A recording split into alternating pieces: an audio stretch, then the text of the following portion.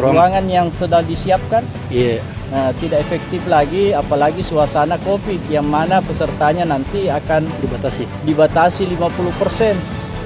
Sementara ruangan aula yang di-SCAD itu tidak cukup untuk bisa digunakan proses belajar mengajar yang sebenarnya.